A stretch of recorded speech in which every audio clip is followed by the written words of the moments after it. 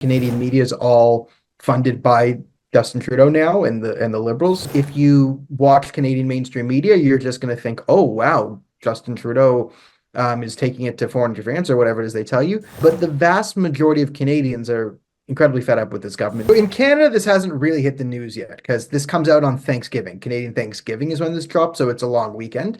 Also, keep in mind, in Canada, there are much bigger scandals and stories that this is sort of overshadowing. Justin Trudeau is in the middle of a caucus revolt where, when he went away, a group of Liberal MPs signed a petition to get him to resign. And according to them, the signatures spilled onto a second page. We're also in the midst of a massive Chinese foreign interference scandal where the Liberal government's excuse is basically, we don't know where we are, we don't know who we are. Literally, we do not know how to read, so that's why we're not guilty of foreign interference, because all this stuff the government, the security agency tries to warn us about, it was fruitless because we don't know how to read words. So this is where the Liberal Party is right now. Now, there are elements within the Khalistani apparatus. They're all over this. Jagmeet Singh's all over this, his brother, Sukh Dhaliwal, who's likely the one who wrote the letter to bring in Hardip Singh Nijjar into the country. They're all going full bore. So the Khalistani elements are in full attack mode. They're taking this as a total victory, and slamming India. In terms of the rest of the Canadian media, again, we're on a holiday Monday. So there really hasn't been a response from Canadian media. I think Justin Trudeau is set to speak later today. I think you'll start to see some stories leaking out tonight, and then by tomorrow, I think you'll get a narrative from the Canadian media. However, keep in mind, Canadian media is all funded by Justin Trudeau now and the Liberals, so it's all effectively state media at this point. So expect them to sort of just toe the government line here, as they've been doing for the last year. So we live in, it's a classic modern situation where everyone lives in their own little world.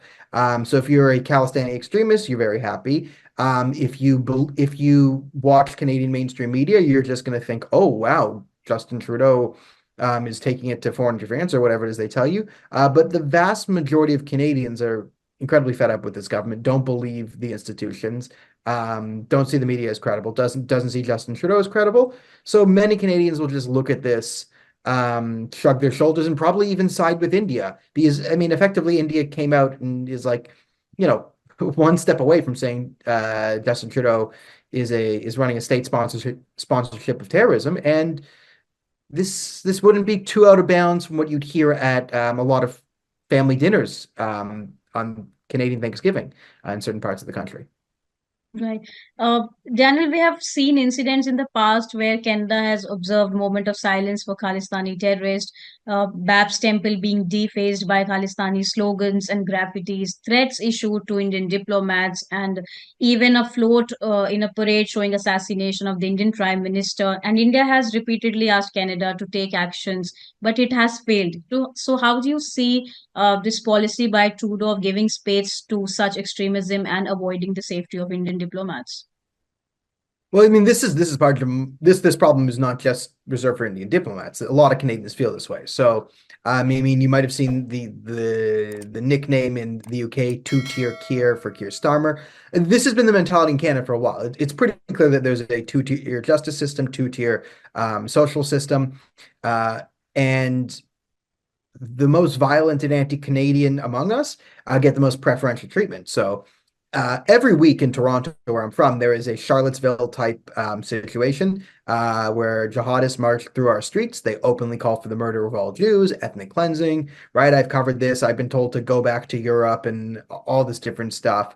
On Yom Kippur, the holiest day in the Jewish calendar, a Jewish school was shot up for a second time. Someone drove by and shot 12 bullets into a Jewish girls' school on Yom Kippur. So yeah, Canada's sort of gone off the rails, and the tacit support of extremism from the highest levels of government is starting to have consequences. So this is why I said a lot of Canadians would kind of resonate with what the Indian government is saying.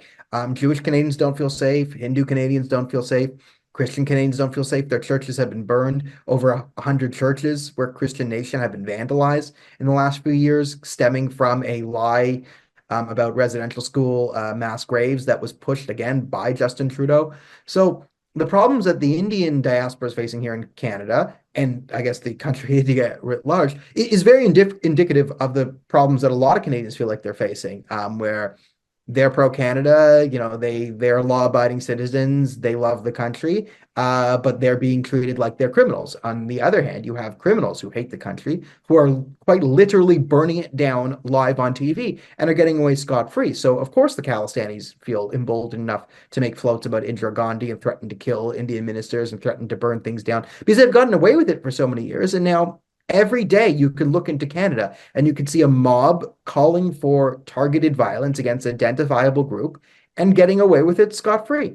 That's Justin Trudeau's Canada. And, a lot of Canadians, if Justin Trudeau was declared a state sponsor of terrorism, a lot of us would just kind of shrug and be like, yeah, we see it on our streets right now.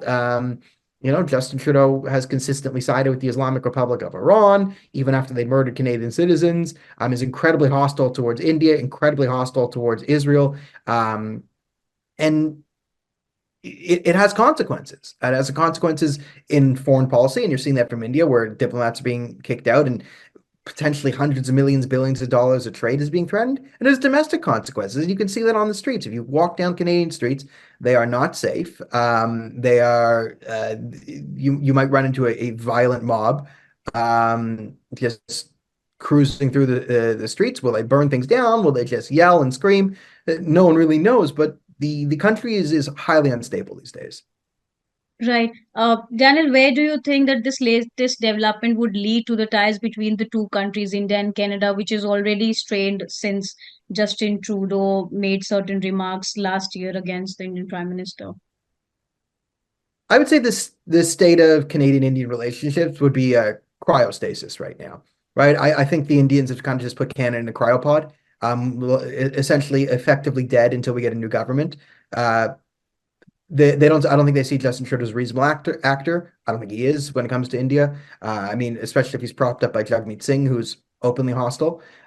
So I think India-Canada relationships for the next year, if there isn't an election, if there's an election that comes sooner because of all the factors, undermining Trudeau right now, then it's not. But I think for the next year, we're looking at sort of a cryostasis where relations and trade all sort of just pushed off to the side and ignored. And then when there's a new government and the Conservatives come in and they come in with an anti-terrorism attitude, with a pro-India attitude, I think things will light up again because I do think at the end of the day, India wants to be part of the global economy, wants to do trade with its partners and allies, and I think they're kind of been blindsided by the whole Hardip Singh Nijjar affair. So I do think we'll be able to get back to positive relations once the Liberals are out of office. But this has done a significant damage, and we will see if this has lasting impacts where now India relations become like a political thing, where the political left is incredibly anti-India and the political right is pro-India. Considering the state of Western politics, I wouldn't be shocked if that develops. Now, it's a bad thing. You want relations with another country to be a bipartisan issue, but it doesn't seem like we are capable of such things right now. Right, you mentioned about the election. Trudeau's ruling Liberal Party suffered a second humiliating loss in a special election recently. How dim are his chances to secure another term in office, according to you? So, the Liberals are going to get smoked in the next election. Absolutely smoked. The Conservatives are on pace for a supermajority. It's a first past the post system. And a lot of places, the Conservatives are beating the combined polling of the Liberals and NDP. So when you're up 20 points on a country heading into an election first past the post, it's going to be an electoral massacre. Some polls even project the Liberals becoming the fourth party. Some think the Bloc Québécois, which is a French separatist, quasi-separatist, who really knows what the French want anyway. They look like they might end up being the official opposition because the Liberals and the NDP are just tanking in support. In large part due to the policies they acted. I always said the coalition they entered was a Faustian bargain by the two leaders. Justin Trudeau's the two major Liberal strongholds were lost. One in Toronto, one in Montreal, very Liberal cities. And the NDP almost lost a stronghold out in Manitoba to the Conservatives. Something they usually win by 20 plus points was a very close victory over the Conservatives there. So the Canadian public is done with the Trudeau government. They've not been wanted for the last few years, but he still manages to cling to power. Uh, he'll grab sort of anything he can to cling to power is sort of where we're going here. So don't expect Justin Trudeau to gracefully step aside, even if there's an internal caucus revolt and an RCMP investigation and this and that. This seems like a man who's willing to go down with the ship, so to speak.